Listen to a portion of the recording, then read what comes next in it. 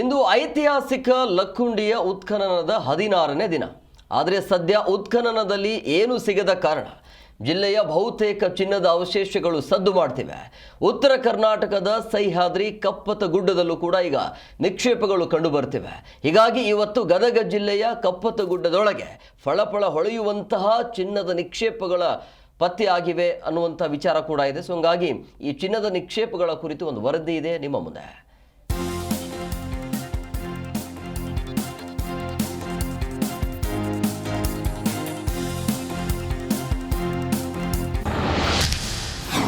ಗದಗ ಜಿಲ್ಲೆಯಲ್ಲಿ ಮತ್ತೆ ಚಿನ್ನದ ಗುಹೆಗಳ ಪತ್ತೆ.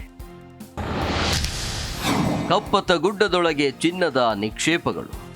ಗದಗ ಜಿಲ್ಲೆಯಲ್ಲಿ ಮತ್ತೊಮ್ಮೆ ಚಿನ್ನದ ಗುಹೆಗಳು ಪತ್ತೆಯಾಗಿದ್ದು ಜಿಲ್ಲೆಯಲ್ಲಿ ಸಂಚಲನ ಮೂಡಿಸಿದೆ. ಗದಗ ಜಿಲ್ಲೆಯ ಶಿರಹಟ್ಟಿ ತಾಲೂಕಿನ ಜಲ್ಲಿಗೇರಿ ಹಾಗೂ ಮಹಾಲಿಂಗಪುರ ಗ್ರಾಮದ ಮಧ್ಯೆ ಇರುವ ಐತಿಹಾಸಿಕ ಕಪ್ಪತ್ತಗುಡ್ಡದೊಳಗಿನ ಗುಹೆಗಳಲ್ಲಿ ಚಿನ್ನದ ನಿಕ್ಷೇಪಗಳು ಪತ್ತೆಯಾಗಿವೆ.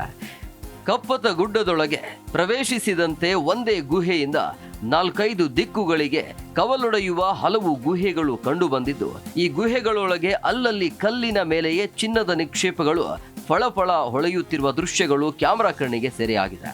ಇದೇ ಕಾರಣಕ್ಕೆ ಇಂದಿಗೂ ಕಪ್ಪತ್ತಗುಡ್ಡದ ಮೇಲೆ ಹಲವು ಖಾಸಗಿ ಕಂಪನಿಗಳು ಗಣಿಗಾರಿಕೆ ನಡೆಸುವ ಆಸಕ್ತಿ ತೋರ್ತಿವೆ. ಆದರೆ ಪರಿಸರವಾದಿಗಳು ಮತ್ತು ಹೋರಾಟಗಾರರ ವಿರೋಧದಿಂದ ಗಣಿಗಾರಿಕೆ ನಿಷೇಧಿಸಲಾಗಿದೆ. ಪ್ರಕೃತಿ ಸಂಪತ್ತು ಮತ್ತು ಪರಿಸರ ಸಂರಕ್ಷಣೆಯ ನಡುವಿನ ಸಮತೋಲನವೇ ಇಲ್ಲಿನ ಪ್ರಮುಖ ಸವಾಲಾಗಿ ಪರಿಣಮಿಸಿದ್ದು ಕಪ್ಪತ್ತಗುಡ್ಡದ ಚಿನ್ನದ ಗುಹೆಗಳು ಮತ್ತೆ ಚರ್ಚೆಗೆ ಗ್ರಾಸವಾಗಿವೆ. ಗದಗ ಲಕ್ಕುಂಡಿ ಒಳಗೆ ಏನು ನಿಧಿ ಸಿಕ್ತಲ್ಲ, ಆ ಪ್ರಕರಣ ನಂತರ ಗದಗ ಜಿಲ್ಲೆಯಾದ್ಯಂತ ಈ ಒಂದು ಗುಲ್ಲು ಎದ್ದು ಬಿಟ್ಟಿದೆ. ಇಲ್ಲಿ ಎಲ್ಲ ಕಡೆ ಅಗದ್ರ ಚಿನ್ನ ಸಿಗುತ್ತೆ, ನಿಧಿ ಸಿಗ್ತಾವೆ, ಹಾಗೆ ಹೀಗೆ ಎಲ್ಲ ಮಾಧ್ಯಮಗಳು ಭಾಳಷ್ಟು ಬೆಳವಣಿಗೆಯನ್ನು ಕಾಣ್ತಾ ಇದ್ದಾವೆ.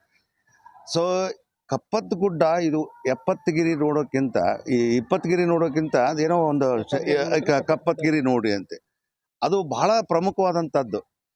ಗಾಳಿಗುಂಡಿ ಬಸಪ್ಪ ಅಂತ ಅಲ್ಲಿದೆ. ಅಲ್ಲಿ ಬೀಸುವಂಥ ಗಾಳಿ ಇಡೀ ದೇಶದೊಳಗಿಲ್ಲ. ಇವತ್ತು ಪರಿಶುದ್ಧ ಗಾಳಿ ಸಿಗೋದೇ ಕಪ್ಪತ್ತಗುಡ್ಡದಿಂದ. 70ಗಿರಿ ನೋಡೋದಕ್ಕಿಂತ ಕಪ್ಪತ್ತಗಿರಿ ನೋಡುವಂತ ಉತ್ತರ ಕರ್ನಾಟಕದಲ್ಲೊಂದು ಮಾತಿದೆ.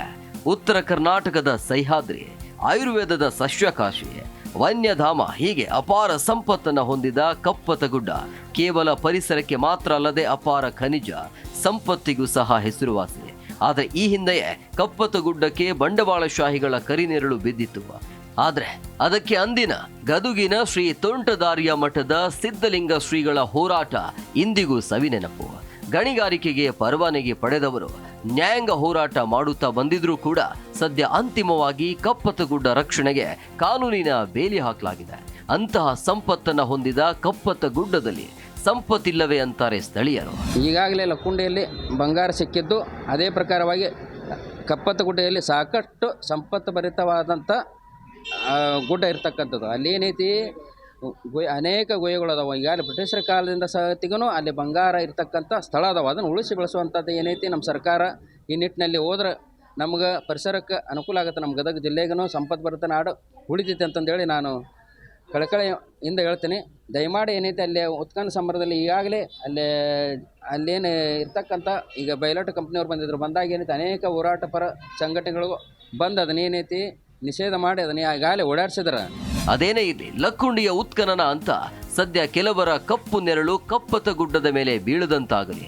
ಕಪ್ಪತ್ತಗುಡ್ಡ ಪರಿಸರ ಸೂಕ್ಷ್ಮ ಪ್ರದೇಶ ಅಂತ ಅಂತಿಮ ಅಧಿಸೂಚನೆ ಜಾರಿ ಮಾಡಿದ್ದು ಪರಿಸರ ಉಳಿಸಿ ಬೆಳೆಸಲು ಅನುಕೂಲ ಆಗಿದೆ. ಇದರ ಹಿಂದೆ ಸಚಿವ HK ಪಾಟೀಲರ ಶ್ರಮ ಇಂದು ಶ್ಲಾಘನೀಯ. ಇದರ ಹಿಂದೆ ಮತ್ತೆ ಚಿನ್ನ ನಿಕ್ಷೇಪ ಅಂತ ಗಣಿ ಕೂಳಗಳ ವಕ್ರದೃಷ್ಟಿ ಕಪ್ಪತ್ತಗಿರಿ ಮೇಲೆ ಬೀಳದಂತಾಗಲಿ ಅನ್ನೋದೇ ನಮ್ಮ ಆಶಯ.